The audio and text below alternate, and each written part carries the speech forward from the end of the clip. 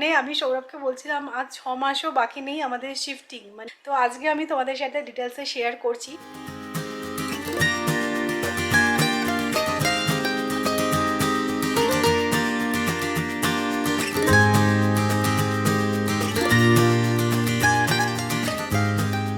Good morning SS family, welcome back to the channel. আজকে Monday, Tojo স্কুলে চলে গেছে। আমাদের একটু বাজারে যাওয়ার ছিল, বাট এত বৃষ্টি হচ্ছে যে আর বেরোতে ইচ্ছাই করছে না। তো সুইগি থেকে সব অর্ডার করে দিলাম, কারণ বাড়িতে না কিছুই নেই। কালকেও বিজি ছিলাম, লাস্ট ব্লগটা যারা দেখে থাকবে তারা জানবেই যে কালকে আমাদের যে নতুন ফ্ল্যাট তার জন্য আমরা কালকে গেছিলাম ওদের অফিসে। তো সেই সমস্ত নিয়ে কালকে আর পসিবলই ছিল না। এখানে এত বৃষ্টিও হয়ে যাচ্ছে না, যখন তখন যে বেরিয়ে নিয়ে চলে আসবো সেরকমও হচ্ছে না। আর সৌরভ স্কুটার নিয়ে যাবে, বলবে যে না বাজার তো গাড়ি নিয়ে যাব না, তো স্কুটারে ভিজে যাবে, বৃষ্টি হচ্ছে, মানে এই সমস্ত মিলিয়ে এখন আমাদের ওই সুইগি ভরসা। তো যাই হোক, আমি জাস্ট অর্ডার করলাম, আমার স্নান হয়ে গেছে, পুজো দিয়ে নিয়েছি। এই তো সোমবার থেকে আবার রুটিনে ফেরা আর কি। সানফ্লাওয়ারটা কি সুন্দর লাগছে দেখো, যেন মনে হচ্ছে আমি মাথায় ফুলটা লাগিয়ে আছি। তো যাই হোক, কালকে তোমাদেরকে বলেছিলাম যে আমার হাতটা পুড়ে গেছিলো চা বানাতে গিয়ে, এত জ্বলেছে যে বলার নয়। হাত মানে একটু হলেও দেখবে সেই জ্বালাটা সাংঘাতিক হয় যে কোনো কিছু পুড়ে গেলে, জ্বলে গেলে। বাট ওই সিলভার এক্স বলে যে মেডিসিনটা, মানে ওটা একটা অয়েলমেন্ট সৌরভ নিয়ে আসলো গিয়ে, এত ভালো। কালকে আমি দুবার লাগিয়েছি, আজকে সকালবেলা উঠে ইনফ্যাক্ট আমি ভুলেই গেছি যে আমার হাতে পুড়ে গেছে। তারপরে মানে ব্রাশ করতে গিয়ে দেখছি হ্যাঁ এখানটা বেশ একটুখানি মানে অন্যরকম ফিলিংসটা তখন মাথায় এসেছে যে হ্যাঁ কালকে আমার হাতটা পুড়ে গেছিলো। খুব ভালো, মানে আমাদের রান্না টান্না করতে গেলে অনেক সময় তেলের ছিটে ফিটে লাগে না, ওই সিলভার এক্স বলে এই মলমটা কিন্তু এনে রাখতে পারো। আমার তো খুব ভালো লাগলো। এই যে আমি এই অয়েলমেন্টের কথাই বলছি, সিলভার এক্স। তো এই যে আমার সকালে পুজো দেওয়া হয়ে গেল।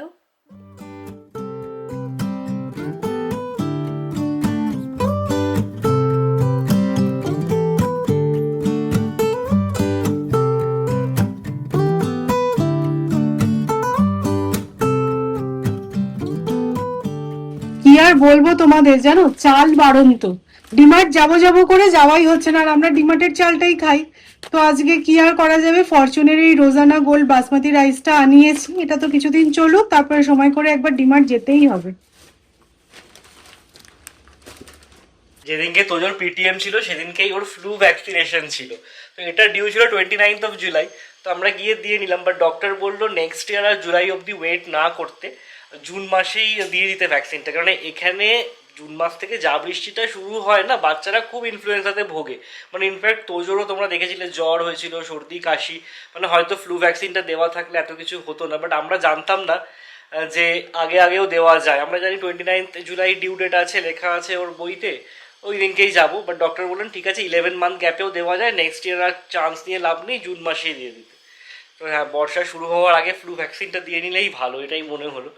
বাট ও খুব একটা কাঁদেনি এবার, মানে প্রথমটা একটু কেঁদেছে যখন ওই সুচটা ফুটিয়েছে, বাট তারপর নিজেকে সামলে নিয়েছে।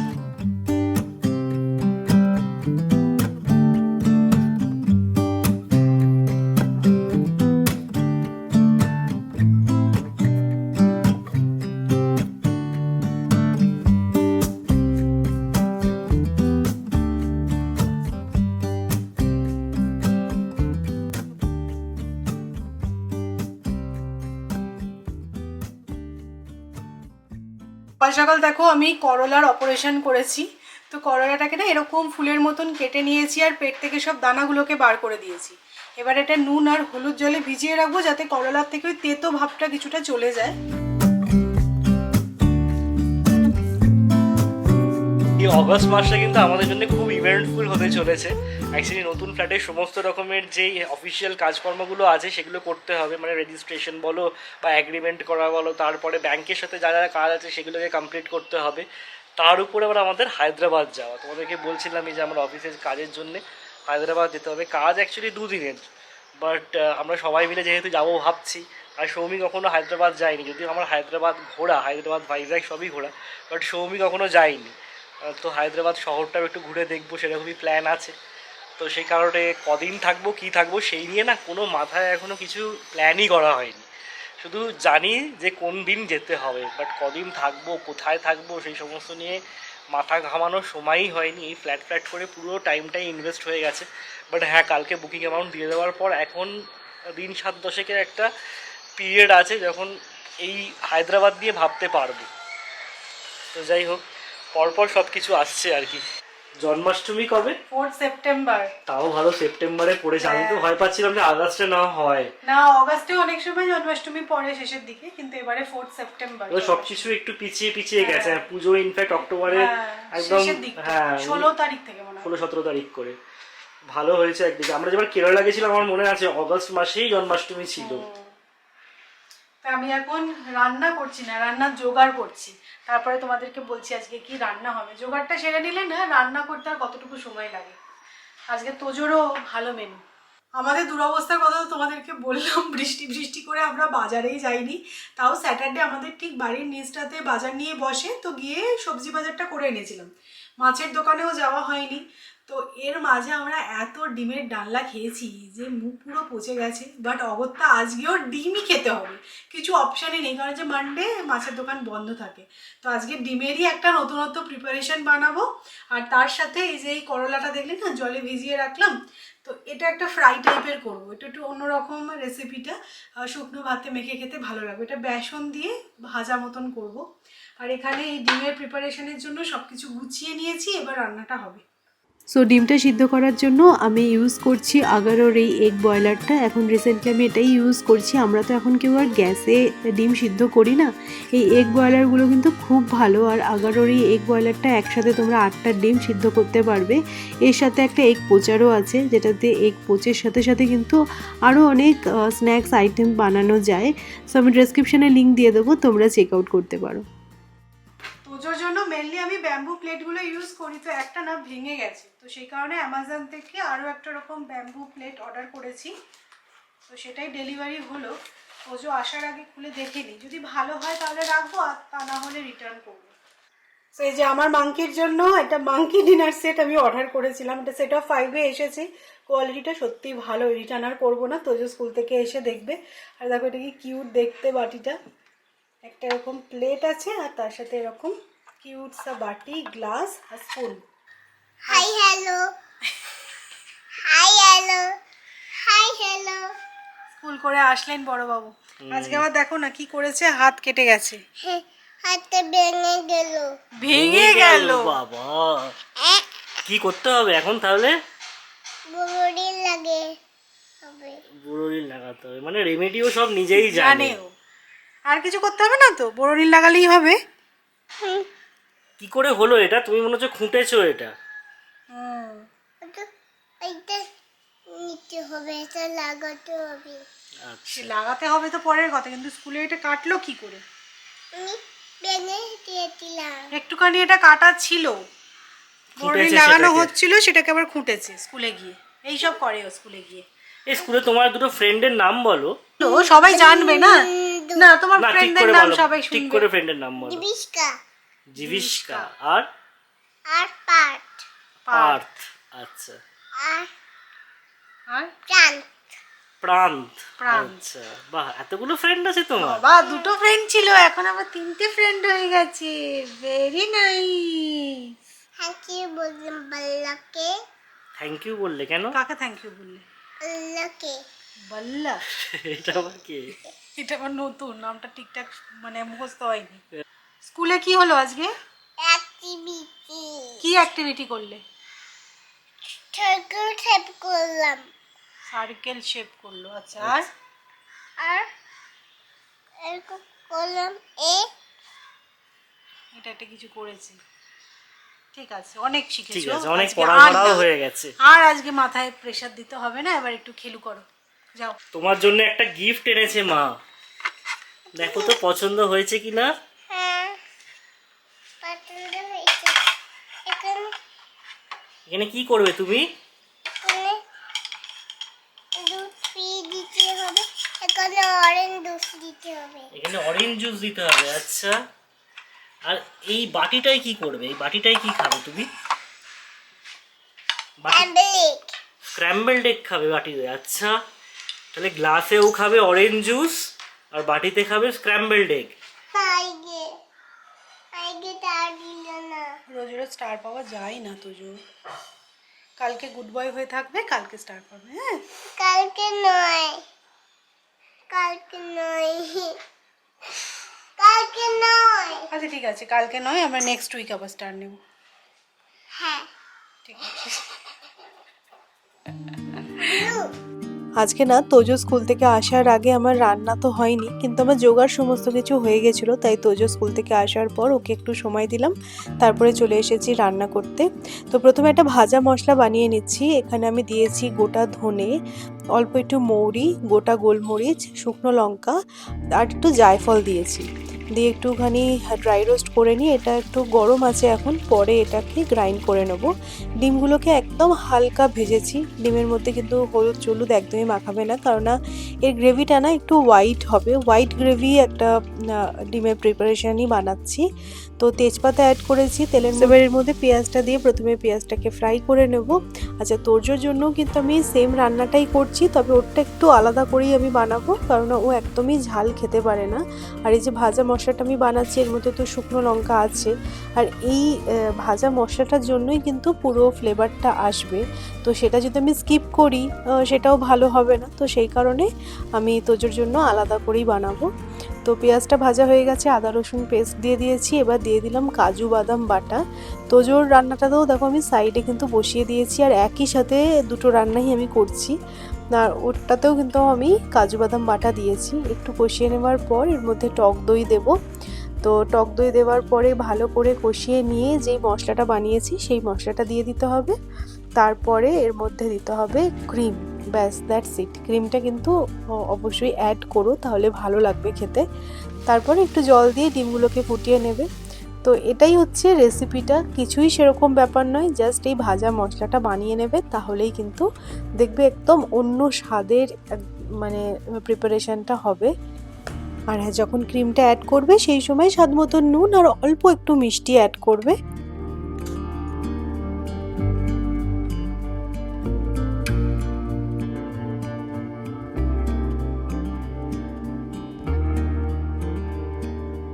আমি এখন এমন প্যারালালি তোজোর আর আমাদের রান্নাটা করি, সৌরভ দেখবে আর বলবে কোন দিন দেখবে তোজোর রান্নাটা আমাদের মশলা চলে গেছে আর আমাদের রান্নাটা তোজোর মশলা এসে এটা গেছে। হওয়াটা খুবই স্বাভাবিক। হ্যাঁ সত্যি অনেক ভেবে ভেবে করতে হয়, আর তারপরে কি যখন ঝালটা দিয়ে দিলাম তখন আবার স্পুনটাকেও চেঞ্জ করে নিতে হয়, নয়তো ওটাতে ঝাল চলে যাবে, একদম ঝাল খেতে পারে না। আর আমরা না ঝাল ছাড়া খাওয়াটা ঠিক খেতে পারি না, আমরা একটু স্পাইসি একটু ঝাল ঝাল খেতে পছন্দ করি। তো যাই হোক, মোটামুটি তো আমার হয়ে গেছে সব কিছুই। এখানে ডিমটাকে একটু ফুটতে দিয়েছি গ্রেভির সাথে। এবারে হবে হচ্ছে আসল টুইস্ট। তো এখানে দেখো আমি সানফ্লাওয়ার অয়েল নিয়েছি, আর এখানে দেখছো না ক্যাপসিকাম, টমেটো আর জুলিয়ান্সে কাট করে রেখেছি আদা, এই সব কিছু না অয়েলে একটু ফ্রাই করব, দিয়ে সবটা এর মধ্যে ট্রান্সফার করব। বুঝতেই পারছো খুব সুন্দর একটা অ্যারোমা আসবে। সত্যি বলতে ডিম নিয়ে এত এক্সপেরিমেন্ট আমরা করি না, ডিম কিছু রান্না হবে ভাবলেই ভাবি কি যেহেতু ডিমের কষা, ডিমের ডালনা, কিন্তু ডেফিনেটলি এভাবে একবার ট্রাই করো। মানে বাড়িতে গেস্ট আসলেও কিন্তু এই প্রিপারেশনটা তোমরা বানিয়ে দিতে পারবে। হাঁসের ডিম দিয়ে বানাতে পারো, যারা কলকাতা থেকে দেখছো যেখানে হাঁসের ডিমটা অ্যাভেলেবেল বেশি। তো এই যে দেখো তেলটা গরম হয়ে গেছে, প্রথমে আদাটা দিচ্ছি,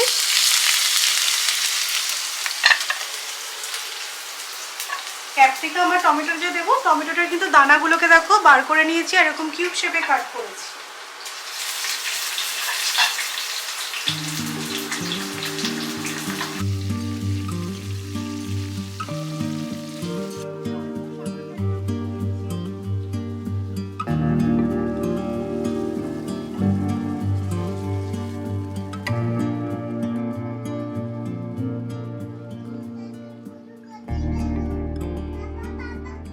আমি একটু টেস্ট করে দেখলাম, জাস্ট ফাটাফাটি খেতে হয়েছে। তোমাদের কাছে তো আমার রিকোয়েস্ট রইলো একবার এটা বানিয়ে দেখো, তারপরে আমাকে থ্যাংক ইউ বলবে তোমরা।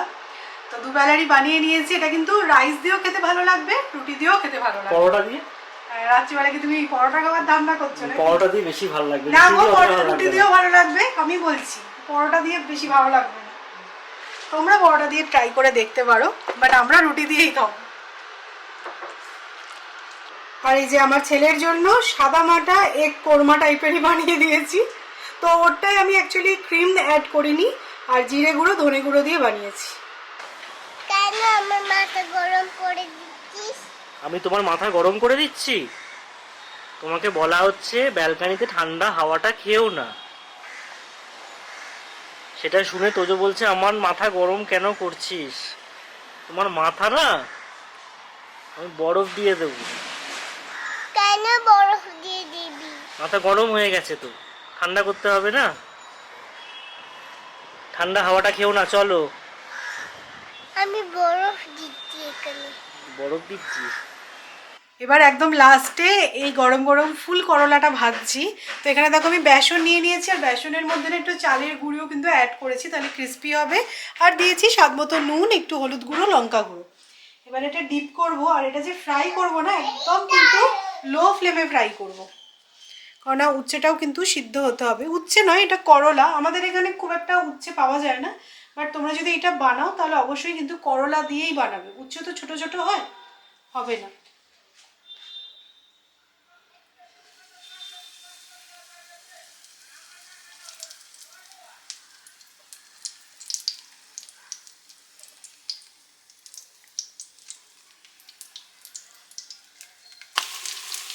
এটা দেখে কেউ বলবে করলা ভাজা? দেখতে কিন্তু দারুণ হয়েছে। আমি প্রথমবার এটা ট্রাই করছি।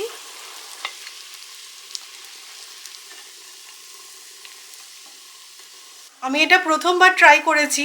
আমার মনে হলো রান্নাটা করতে গিয়ে যে নেক্সট বার যখন আমি বানাবো, আমি না করলাটাকে একটু ভাপিয়ে নেব, কারণ এটা ভাজতে অনেকটা সময় চলে গেল, নয়তো করলাগুলো তো ভালোভাবে সিদ্ধ হবে না না। তো সেই কারণে একটুখানি ভাপিয়ে নিলে আমার মনে হয় বেস্ট হবে। এটা না অনেকটা আমি চিকেন মহারানি স্টাইলে বানিয়েছি। এটা হচ্ছে এগ মহারানি। বাহ, এটা হচ্ছে আজকে আমাদের লাঞ্চের থালি। গরম ভাতে ঘিয়ের সাথে করলা ভাজা আর এগ মহারানি। ওহ, দারুণ। আমাদের লাঞ্চ হয়ে গেছে। এতক্ষণ বসে বসে তোমাদের কমেন্টগুলোই পড়ছিলাম, তোমাদের কমেন্টের রিপ্লাই করছিলাম। কালকে ব্লগে শেয়ার করেছি যে আমরা ফাইনালি আমাদের ড্রিম হোম বুক করে নিয়েছি। তোমরা সবাই খুব ভালো বলেছো, তোমরাও যে খুশি হয়েছো তোমাদের কমেন্ট দেখলেই সেটা বোঝা যায়। দেখো, আমরা ডিরেক্টলি কেউ কাউকে তো চিনি না, বাট এই ভার্চুয়ালি একটা রিলেশন হয়ে গেছে। ডেফিনেটলি তোমাদের যখন কোনো ভালো খবর আমাকে পার্সোনালি তোমরা জানাও, আমার খুব ভালো লাগে, আনন্দ হয়। কেউ হয়তো রিসেন্টলি মা হয়েছো, কেউ হয়তো ফ্ল্যাট কিনেছো, কেউ হয়তো ভালো জবের জন্য অন্য জায়গায় শিফট করছো, অনেকে তো পুনেতে আসে, আমার থেকে অনেক রকমের সাজেশন চায়। তো এই খবরগুলো তোমাদের থেকেও আমরা যখন পাই না, আমাদের খুব আনন্দ হয়। সেরকম আমাদের ভালো কিছু খবর শুনলে তোমরাও খুশি হবে, এটাই স্বাভাবিক, তাই না? বাই দ্য ওয়ে, তোমাদের কমেন্টগুলো যখন পড়ছিলাম দেখলাম তোমাদের আরও অনেক কোয়েশ্চেন আছে। ডেফিনেটলি আস্তে আস্তে সবই শেয়ার করব। আর কিছুদিনেরই ওয়েট, মানে আমি সৌরভকে বলছিলাম আজ 6 মাসও বাকি নেই আমাদের শিফটিং। মানে যখন এই ফ্ল্যাটে আমরা শিফট হয়েছিলাম, কালকে তোমাদের বলেছি যে আমাদের কিছুই ছিল না, তো সেভাবে প্যাকিং আমাদের করতেই হয়নি। ওই বললাম না, 3টে সুটকেস নিয়ে পুনেতে এসেছিলাম। আর এখন তো এত জিনিস, এত মাল, তার মধ্যে তোজো আছে। আমরা যখন এই ফ্ল্যাটটা নিয়েছিলাম সেই সময় তো তোজো ছিল না, তো তখন লাইফটা অন্যরকম ছিল। কিন্তু এখন সব কিছু ম্যানেজ করে 6 মাসের মধ্যে শিফটিং, ইভেন আমাদের ফ্ল্যাটের 85% কাজ হয়েই গেছে বলতে পারো।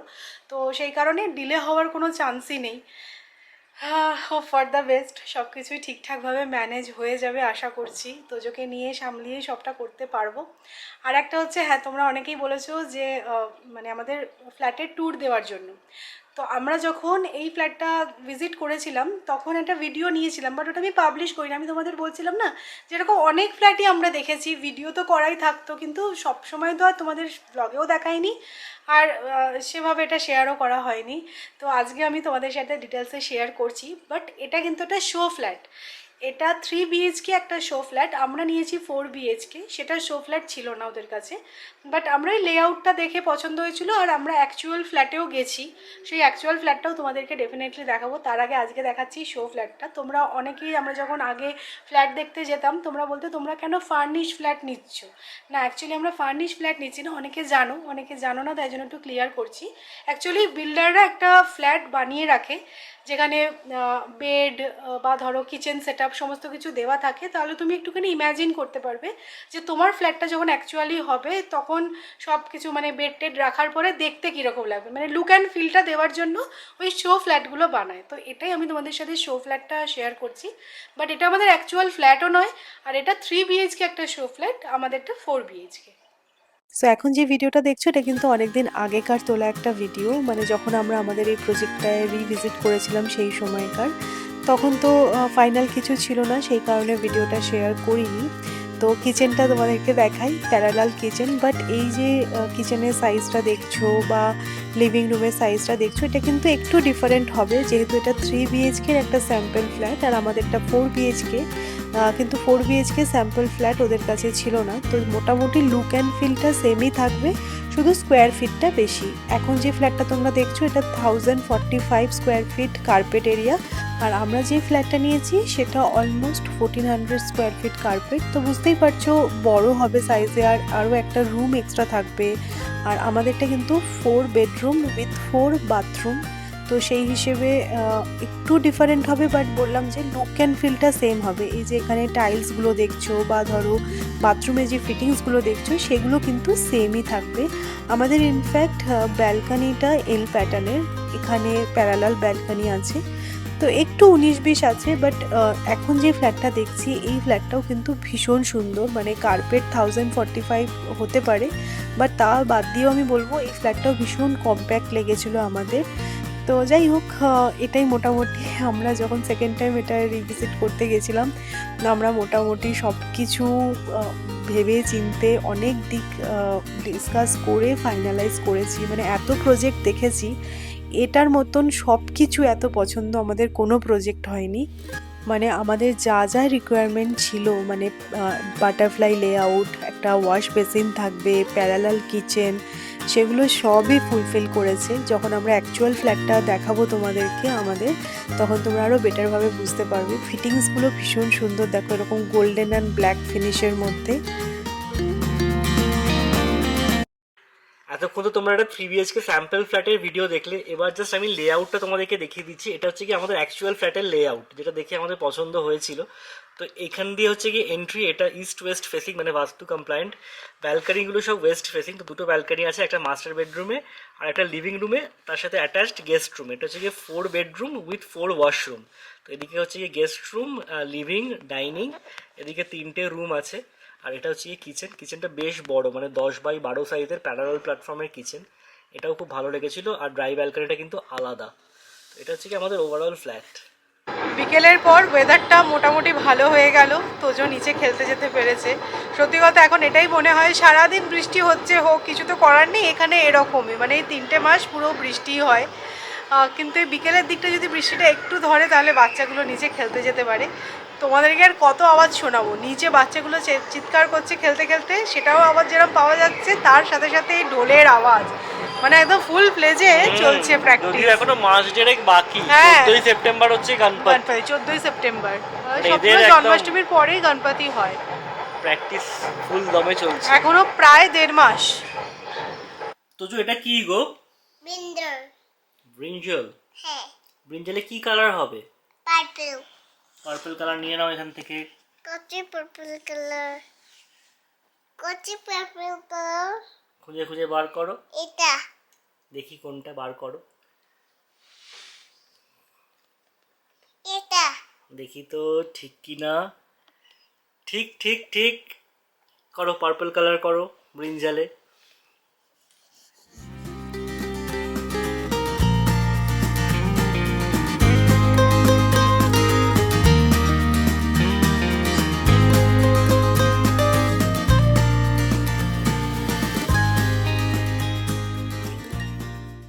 আজকে বিকেলের পর থেকে এতগুলো পেন্ডিং কাজ ছিল, সেগুলো সারতে সারতে এখন বেজে গেছে 12টা। আমার এখনও ভিডিও এডিট হয়নি, মানে আজকে এখন যে ভিডিওটা আমি শ্যুট করছি, তো এখন জাস্ট ভিডিওটা এডিট করতে বসবো।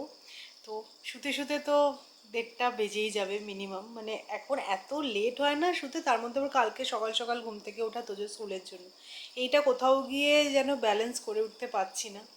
বাট ঠিক আছে, এভাবেই চলবে। তোজোটা একটু বড় হয়ে গেলে তখন একটু হয়তো রিলিফ পাবো।